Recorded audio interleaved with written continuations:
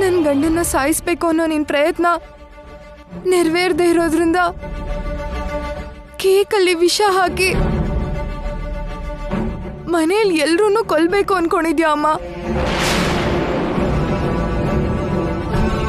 ನಾನು ಯಾರನ್ನು ಸಾಯಿಸಲು ಬಂದಿಲ್ಲ, ನಿಮ್ಮೆಲ್ಲರನ್ನು ಕಾಪಾಡುವುದಕ್ಕಾಗಿ ಬಂದಿದ್ದೇನೆ.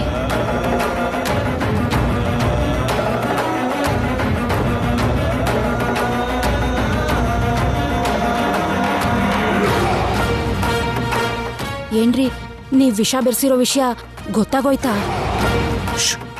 ನೀನೇ ಸತ್ಯ ಹೇಳೋಂಗಿದ್ಯಾ? ನೀ ನನ್ನ ಗಂಡನ್ನ ಸಾಯಿಸ್ಬೇಕು ಅನ್ಕೊಂಡ್ರು ನಾನಿನ್ನ ಈ ಮನೆ ದೇವತೆಯಾಗಿ ಕುಲದೇವತೆಯಾಗಿ ಪೂಜೆ ಮಾಡ್ತಿದ್ದೀನಿ. ಆ ಕೇಕಲ್ ವಿಷ ಇದೆ ಅಂತ ಕಣ್ಮುಂದೆನೆ ಪ್ರತ್ಯಕ್ಷ ಸಾಕ್ಷಿ ಇದ್ರೂ ಕೂಡ ಸುಳ್ಳು ಹೇಳಿ ನಮ್ಮನ್ನ ನಂಬಿಸ್ಬೇಕು ಅನ್ಕೊಂಡಿದ್ಯಾ? ದೇವತೆಗಳು ಕೂಡ ಸುಳ್ಳು ಹೇಳ್ತಾರೆ ಅಂತ ಒಬ್ರನ್ನ ಸಾಯಿಸಕ್ಕೋಸ್ಕರ ಎಲ್ರನ್ನೂ ಸಾಯಿಸೋ ಅಂತ ಕೆಟ್ಟ ಮಾರ್ಗ ಹಿಡಿತಾರೆ ಅಂತ ನಾನು ಯಾವತ್ತೂ ಅನ್ಕೊಂಡಿರ್ಲಿಲ್ಲ ಅಮ್ಮ. ಎಲ್ರನ್ನೂ ಸಾಯಿಸ್ಬೇಕು ಅನ್ಕೊಂಡಿದ್ಯಾ ಅಂದ್ರೆ ನೀನ್ ದೇವತೆನೇ ಅಲ್ಲ. ದಯ, ಅನುಕಂಪ, ಕರುಣೆ, ಕಣ್ಣೀರು ಏನೂ ಇಲ್ದೇ ಇರೋ, ಪ್ರಾಣ ಇಲ್ದೇ ಇರೋ ಕಲ್ಲು ನೀನು.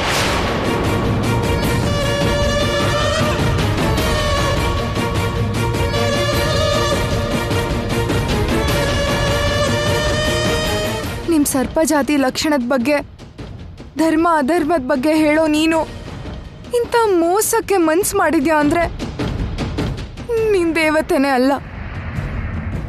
ಮೈಯೆಲ್ಲ ಕುತಂತ್ರದ ವಿಷ ತುಂಬಿಕೊಂಡಿರೋ ವಿಷ ಸರ್ಪ ನೀನು.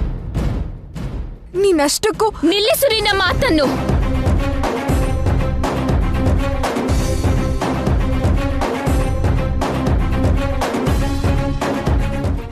ನಾನು ಅರ್ಜುನನ್ನು ಸಾಯಿಸುವೆ ಎಂದು ಶಪಥ ಮಾಡಿರುವ ವಿಷಯ ನಿಮ್ಮೆಲ್ಲರಿಗೂ ಗೊತ್ತು. ಹೀಗಿರುವಾಗ ನಿನ್ನ ಪತಿಯನ್ನು ಕೊಲ್ಲುವುದಕ್ಕಾಗಿ ನಿಮ್ಮೆಲ್ಲರನ್ನು ಏಕೆ ಸಾಯಿಸುವೆ?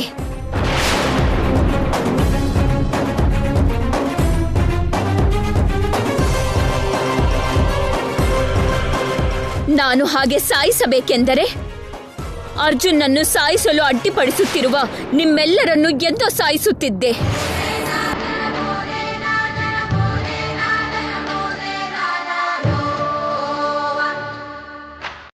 ಸತ್ಯವೇನೆಂದು ತಿಳಿದುಕೊಳ್ಳದೆ ಬಾಯಿಗೆ ಬಂದಂತೆ ಮಾತನಾಡುವುದು ಸಭ್ಯತೆ ಅಲ್ಲ.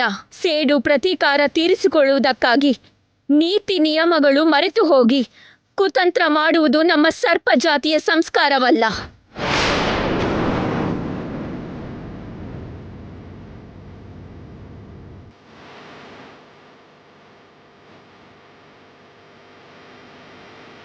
ನನ್ನನ್ನು ನಿಮ್ಮ ಮನೆ ದೇವತೆಯಂತೆ ಪೂಜಿಸೋ ನಿಮ್ಮನ್ನು ಕಾಪಾಡುವುದು ನನ್ನ ಧರ್ಮ, ನನ್ನ ಕರ್ತವ್ಯ.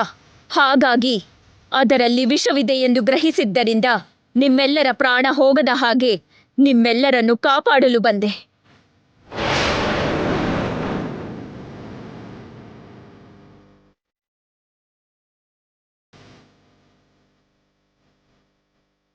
ನೀನ್ ಮಾಡ್ಬೇಕು ಅನ್ಕೊಂಡಿರೋ ಮೋಸ, ದ್ರೋಹ ನಮ್ಮೆಲ್ರಿಗೂ ಗೊತ್ತಾಯ್ತು ಅಂತ ಸುಳ್ಳು ಹೇಳಿ ನಮ್ಮನ್ನೆಲ್ರೂ ನಂಬಿಸ್ಬೇಕು ಅನ್ಕೊಂಡಿದ್ಯಾ ಅಮ್ಮ? ನಮಗೆ ನಿನ್ಗಿರೋ ಹಾಗೆ ಶಕ್ತಿ, ಮಹಿಮೆ ಏನೂ ಇಲ್ಲ. ನೀನ್ ಹಾಗೆ ದೇವತೆ ಆಗದೆ ಇದ್ರು ನೀನ್ ಹೇಳೋ ಸುಳ್ಳುಗಳನ್ನ ನಂಬೋ ದಡ್ರಲ್ಲ ನಾವು. ನನ್ನೊಬ್ಬನ ಸಾಯಿಸೋಕ್ಕೋಸ್ಕರ ಇಷ್ಟೊಂದು ಜನನ ಸಾಯಿಸ್ಬೇಕು ಅನ್ಕೋತಿದ್ಯಾ ಅಂದರೆ ಇದು ತುಂಬ ದುರಂತ ಅಂತ, ರಾಕ್ಷಸತ್ವ ಅಂತ ನಿನಗನ್ನಿಸ್ಲೇ ಇಲ್ವಾ ನಾಗಮ್ಮ?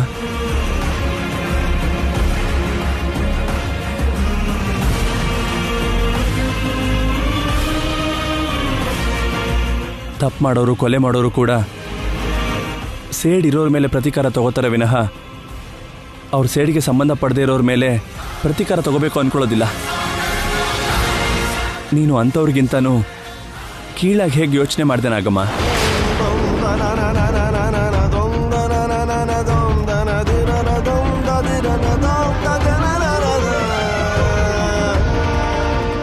ನನ್ನ ಪ್ರಾಣ ತೆಗಿಯೋಕ್ಕೋಸ್ಕರ ಇವರೆಲ್ಲರೂ ಪ್ರಾಣ ತೆಗಿಯೋದು ಯಾಕೆ? ಸಾಯಿಸ್ಬೇಕಾಗಿರೋ ನನ್ನನ್ನು ತಾನೆ. ಬಾ ಸಾಯಿಸು, ನನ್ನನ್ನು ಸಾಯಿಸು ನಾಗಮ್ಮ.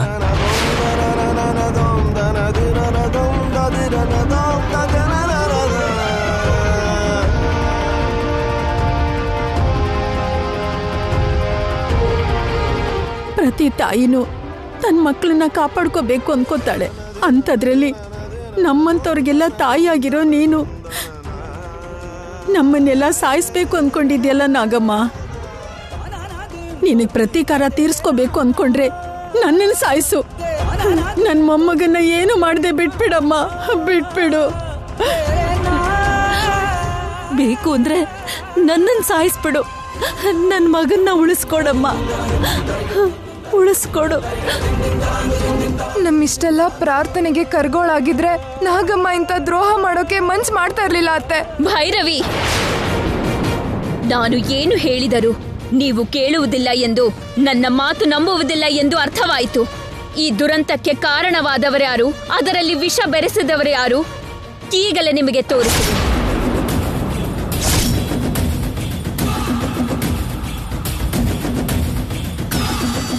ಸತ್ಯವೇನೆಂದು ನಿಮಗೆ ತಿಳಿಯುವ ಹಾಗೆ ಮಾಡುವೆ. ನಿಮ್ಮೆಲ್ಲರನ್ನು ಮಣ್ಣಿಗೆ ಸೇರಿಸಬೇಕೆಂದಿರುವವರು ಯಾರು ಎಂದು ಆ ದರ್ಪಣದಲ್ಲಿ ತೋರಿಸುವೆ, ನೋಡಿ.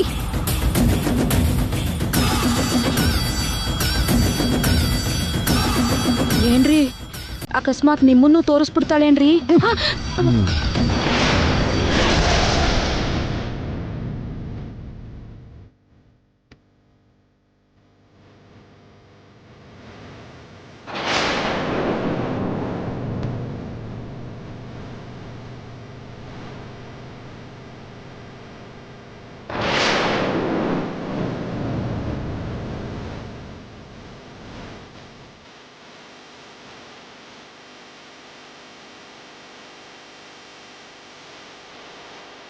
ನನ್ನ ಕತೆ ಮುಗ್ದಾಗೇನೆ. ಈ ಸಲ ನನ್ನ ಮನೆ ಬಿಟ್ಟು ಓಡಿಸೋದಿಲ್ಲ ಇವರು. ಇಲ್ಲೇ ಗುಣಿ ತೆಗೆದು ಹೂತಾಕ್ಬಿಡ್ತಾರೆ.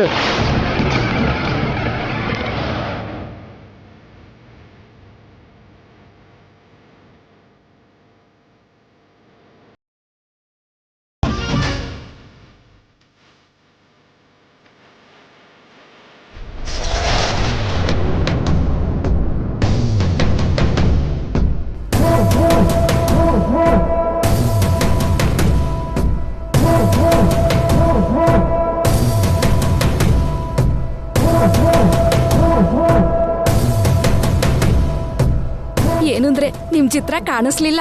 ನೀನ್ ಕಾಣಿಸ್ಕೊಂಡಿದ್ರೆ ಅರ್ಧ ದರಿದ್ರ ತೊಲಗಿರೋದು. ಕಾಣಿಸ್ತಾರೆ ಅಂದೆ, ಯಾರು ಕಾಣಿಸ್ಲೇ ಇಲ್ಲ.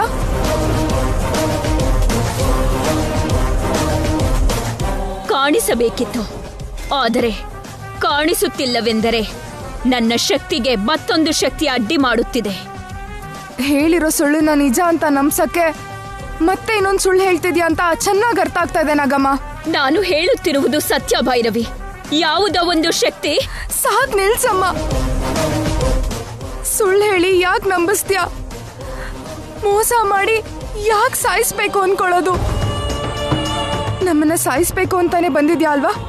ಸಾಯಿಸಮ್ಮ, ನಮ್ಮೆಲ್ರೂ ಸಾಯಿಸು. ನಿನ್ ಸೇಡ್ ತೀರಿಸ್ಕೊ, ಸಾಯಿಸಮ್ಮ, ನಮ್ಮೆಲ್ರೂ ಸಾಯಿಸು. ಈಗ ನಾನು ಏನು ಹೇಳಿದರೂ ಉಪಯೋಗವಿಲ್ಲ. ಸತ್ಯವನ್ನು ಹೆಚ್ಚು ಕಾಲ ಬಚ್ಚಿಡಲಾಗುವುದಿಲ್ಲ, ಸತ್ಯವನ್ನು ಸಾಯಿಸಲಾಗುವುದಿಲ್ಲ. ಸತ್ಯವೇನೆಂದು ಕಾಲಕ್ರಮೇಣ ತಿಳಿಯುವುದು, ಆಗ ನಿಮಗೆ ಅರ್ಥವಾಗುವುದು.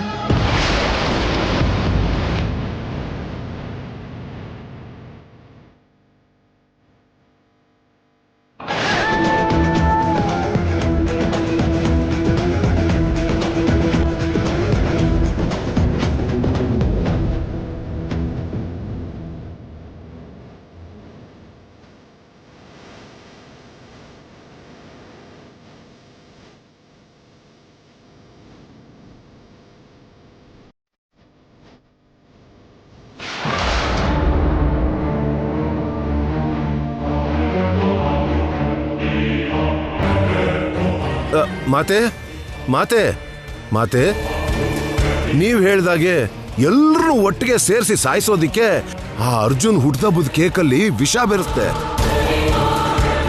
ಕರೆಕ್ಟಾಗಿ ಕೇಕ್ ಕಟ್ ಮಾಡೋ ಟೈಮಲ್ಲಿ ಆ ನಾಗಮ್ಮ ಬಂದು ಅವ್ರನ್ನೆಲ್ಲ ಕಾಪಾಡಿ ನನ್ನ ಪ್ಲಾನ್ ಹಾಳು ಮಾಡ್ಬಿಟ್ಲು. ಮಾತೆ, ಆ ಕೇಕಲ್ಲಿ ವಿಷ ಬೆರೆಸಿದ್ ಯಾರು ತೋರಿಸ್ತೀನಿ ಅಂತ ಹೇಳಿದ್ಲು.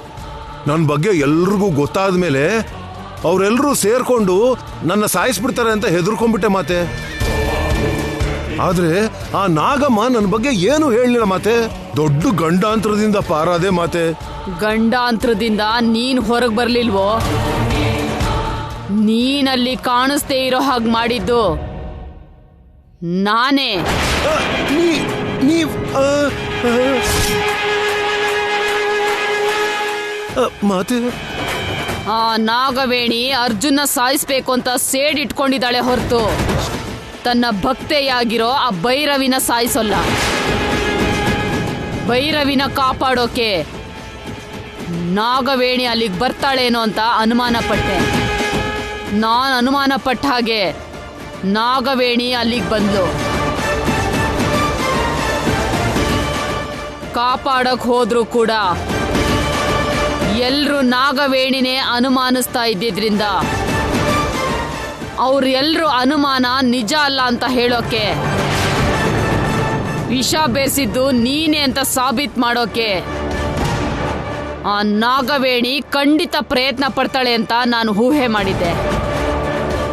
ಅದಕ್ಕೆ ನನ್ನ ಮಂತ್ರಶಕ್ತಿಯಿಂದ ನೀನು ಯಾರಿಗೂ ಕಾಣಿಸ್ದೇ ಇರೋ ಹಾಗೆ ಮಾಡಿದೆ. ನಾನು ನಿನ್ನನ್ನು ಕಾಪಾಡಿಲ್ಲ ಅಂದಿದ್ರೆ ನೀನಿಷ್ಟೊತ್ತಿಗೆ ಶವ ಆಗೋಗ್ತಿದ್ದೆ.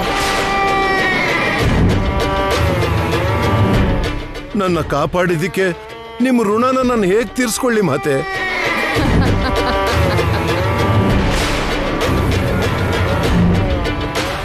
ನನ್ನಂತವಳನ್ನ ಎಲ್ರೂ ದುಷ್ಟಶಕ್ತಿ ಅಂತಾರೆ. ಆದ್ರೆ ನನ್ನಂತ ದುಷ್ಟಶಕ್ತಿ ಕೂಡ ನಂಬಿದವ್ರನ್ನ ಕಾಪಾಡ್ತಾರೆ ಅಂತ ಈಗ ನಿನಗೆ ಅರ್ಥ ಆಗಿದೆ ಅನ್ಕೊಳ್ತೀನಿ. ಅರ್ಥ ಆಯ್ತು ಮಾತೆ, ಅರ್ಥ ಆಯ್ತು. ನಿಮ್ಗೆ ಹೇಗೆ ಕೃತಜ್ಞತೆ ಹೇಳಬೇಕು ಗೊತ್ತಾಗ್ತಿಲ್ಲ ಮಾತೆ. ಕೃತಜ್ಞತೆ ಹೇಳೋ ಅವಶ್ಯಕತೆ ಇಲ್ಲ. ನಾನು ಹೇಳಿದ್ದನ್ನ ಮಾಡಿದ್ರೆ ಸಾಕು. ಮಾಡ್ತೀನಿ ಮಾತೆ. ಮತ್ತೆ ಏನೋ ಒಂದು ಪ್ಲಾನ್ ಮಾಡಿ ಎಲ್ಲರನ್ನೂ ಸಾಯಿಸ್ಬಿಡ್ತೀನಿ. ಆ ಕೆಲ್ಸ ಇವಾಗ ಮಾಡಬೇಡ. ಯಾಕೆ ಮಾತೆ? ಇವಾಗ ಹೀಗಾಗಿರೋದ್ರಿಂದ ಅವರೆಲ್ಲರೂ ತುಂಬಾ ಆತಂಕದಲ್ಲಿರ್ತಾರೆ. ನಿನ್ ಬಗ್ಗೆ ನಾಗವೇಣಿಗೆ ಗೊತ್ತಿರೋದ್ರಿಂದ ಖಂಡಿತ ನಿನ್ ಮೇಲೆ ಒಂದು ಕಣ್ಣಿಟ್ಟಿರ್ತಾಳೆ. ಯಾವುದೇ ಸಣ್ಣ ತಪ್ಪು ನಡೆದ್ರೂ ಕೂಡ ನೀನ್ ಸಿಕ್ಕಾಕೊಳ್ಳೋ ಅವಕಾಶ ಇರುತ್ತೆ. ಹೌದು ಮಾತೆ, ನಿಜಾನೇ. ಯಾವುದಕ್ಕಾದ್ರೂ ಒಂದು ಸಮಯ ಇರುತ್ತೆ. ಅಂತ ಸಮಯ ನೋಡಿ ಅವ್ರಿಗೆ ಪೆಟ್ಟು ಕೊಡ್ಬೇಕು. ನಾನು ಹೇಳೋವರೆಗೂ ನೀನ್ ಸುಮ್ಮನೆ ಆತ್ರ ಪಡ್ಬೇಡ. ಆಯ್ತು ಮಾತೆ, ಆಯ್ತು.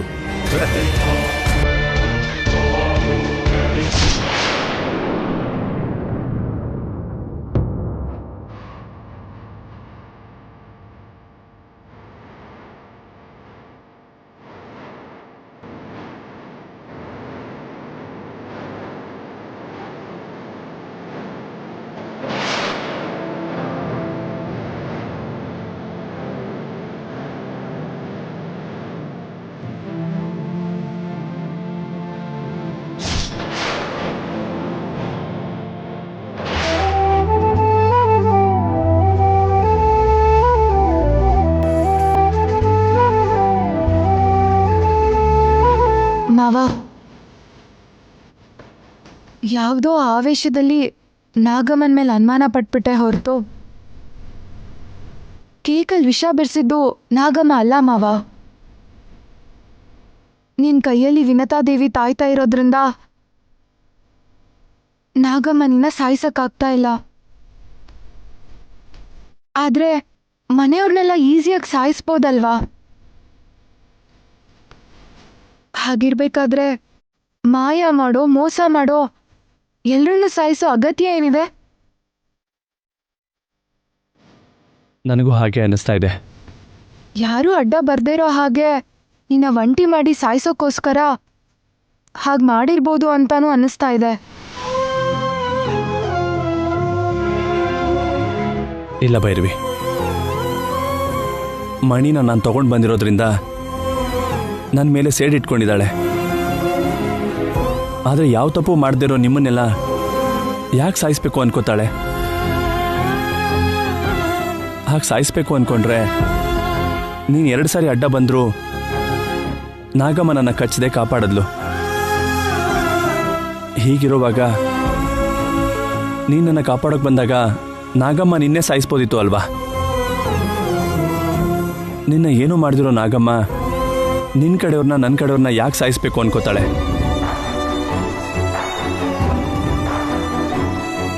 ನಾಗಮ್ಮ ಧರ್ಮಕ್ಕೆ ವಿರುದ್ಧವಾಗಿ ಯಾವ ಕೆಲಸನೂ ಮಾಡಲ್ಲ ಅಂತ ನನಗನ್ನಿಸ್ತಿದೆ. ಸೇಡು ಪ್ರತೀಕಾರದಲ್ಲಿ ಮುಳುಗೋಗಿರೋರ್ಗೆ ನೀತಿ ನ್ಯಾಯ ಧರ್ಮದ ಬಗ್ಗೆ ಯೋಚನೆ ಮಾಡೋ ಸಮಯ ಕೂಡ ಇರಲ್ಲ ಮಾವ. ಅವಳು ಪ್ರತೀಕಾರ ತೀರ್ಸ್ಕೊಳ್ಳೋದಕ್ಕೋಸ್ಕರ ನಾಗಮ್ಮ ಕೂಡ ಸಂಯಮ ಕಳ್ಕೊಂಡಿರ್ಬೋದಲ್ವಾ? ಅರ್ಜುನ್, ಭೈರವಿ, ಅವ್ರು ಯಾಕೋ? ಅವ್ರು ಬರ್ಲಿ ಹೇಳ್ತೀನಿ. ಅರ್ಜುನ್, ಒಂದ್ಸರಿ ಇಲ್ಲಿ ಬನ್ನಿ. ಇಲ್ಲಿ ಹಾ ಬರ್ತೀನಿ ಅಣ್ಣ.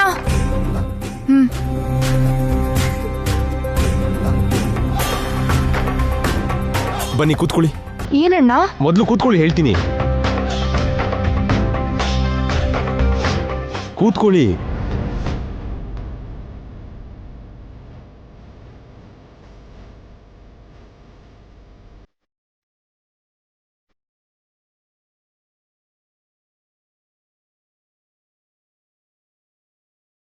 ಜಾತಕದ ಪ್ರಕಾರ ಮದುವೆ ಆದ್ಮೇಲೆ ಅರ್ಜುನ್ಗೆ ಮರಣ ಗಂಡಾಂತರ ಇದೆ ಅನ್ನೋ ವಿಷಯ ಮದುವೆಗೆ ಮುಂಚೆನೆ ನಮ್ಮೆಲ್ಲರಿಗೂ ಗೊತ್ತಿತ್ತು. ಜಾತಕದ ಬಗ್ಗೆ ಹೇಳಬೇಕಾದ್ರೆ ಸತ್ಯನೇ ಹೇಳಬೇಕು. ಮದುವೆ ಆಗ್ತಾ ಇರೋ ಇಬ್ಬರಿಗೂ ಸಂಬಂಧಪಟ್ಟಿರೋ ವಿಷಯ ಇದು. ಒಟ್ಟಿನಲ್ಲಿ ಸುಳ್ಳಂತೂ ಹೇಳಬಾರ್ದು. ಅದಕ್ಕೆ ಹೇಳ್ತಾ ಇದ್ದೀನಿ, ಜಾತಕದ ಪ್ರಕಾರ ಮದುವೆ ಆಗಿ 3 ದಿವಸಕ್ಕೆ ನಿಮ್ಮ ಮಗ ಸತ್ತೋಗ್ತಾರಮ್ಮ.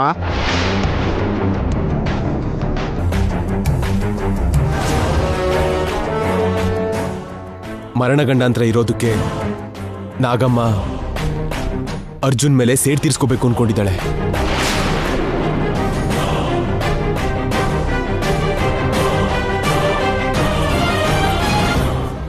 ನಮ್ಮೂರಲ್ಲಿರೋ ಶಿವನ್ ದೇವಸ್ಥಾನದ ಬಗ್ಗೆ, ಆ ದೇವಸ್ಥಾನದಲ್ಲಿರೋ ರಹಸ್ಯದ ಬಗ್ಗೆ ತಿಳ್ಕೊಳ್ಳೋದಕ್ಕೆ ನಾನು ತುಂಬಾ ರಿಸರ್ಚ್ ಮಾಡಿದ್ದೀನಿ. ನನಗೆ ಗೊತ್ತಿರೋ ಕೆಲವೊಂದು ವಿಷಯದಿಂದ ಅರ್ಜುನ್ ದೋಷನ ನಿವಾರಿಸೋದಕ್ಕೆ ಒಂದು ಪರಿಹಾರ ಇದೆ.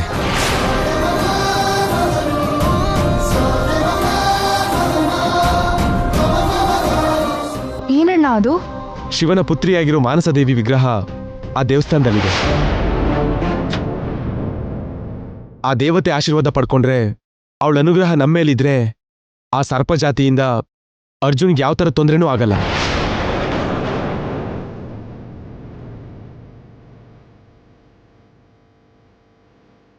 ಎಂಥ ಕಾರ್ಕೋಟಕ ವಿಷ ಆದ್ರೂ ನಮ್ಮ ಅರ್ಜುನ್ ಏನೂ ಮಾಡಕ್ಕಾಗಲ್ಲ.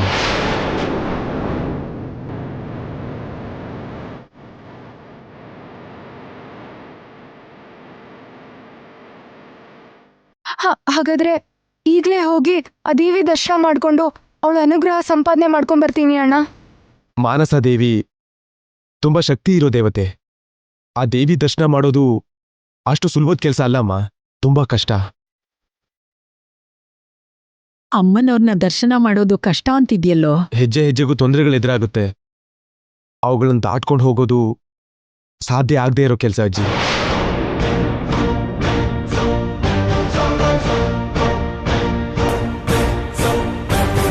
ತೊಂದರೆಗಳ ಬಗ್ಗೆ ಭಯಪಟ್ರೆ ಅನುಗ್ರಹ ಸಂಪಾದನೆ ಮಾಡ್ಕೊಳಕ್ಕಾಗಲ್ಲ ಅಣ್ಣ. ಎಷ್ಟೇ ಕಷ್ಟ ಆದ್ರೂ ಸರಿ, ನಾನು ಹೋಗ್ತೀನಿ. ಹೇಗೆ ಹೋಗ್ಬೇಕು ಅಂತ ಹೇಳೋಣ? ಹೇಳಿ ಬಾಬಾ. ಶಿವನ್ ದೇವಸ್ಥಾನ ಇರೋ ದಟ್ಟವಾದ ಕಾಡಲ್ಲಿ ಮಾನಸ ದೇವಿ ವಿಗ್ರಹ ಇದೆ. ಆದ್ರೆ ಆ ವಿಗ್ರಹದ ಹತ್ರ ಹೋಗ್ಬೇಕು ಅಂದ್ರೆ ಅಲ್ಲಿರೋ ಸುರಂಗದ ಮುಖಾಂತರ ಹೋಗ್ಬೇಕು. ಅಲ್ಲಿರೋ ಸುರಂಗಕ್ಕೆ ಹೋಗೋ ದಾರಿಲಿ ಅಪಾಯ ಯಾವ ಕಡೆಯಿಂದ ಬೇಕಾದ್ರೂ ಬರ್ಬೋದು. ಭಯಂಕರವಾಗಿರೋ ಸರ್ಪಗಳು, ತೋಳಗಳು ಆ ಸುರಂಗದ ಹತ್ರ ಕಾವಲು ಕಾಯ್ತಿರುತ್ತೆ. ನಾನು ಕೇಳ್ಪಟ್ಟಿರೋ ಪ್ರಕಾರ ಅಲ್ಲಿ ಹೋಗಿರೋರು ಯಾರು ಜೀವಂತವಾಗಿ ಮತ್ತೆ ಬಂದಿಲ್ಲ.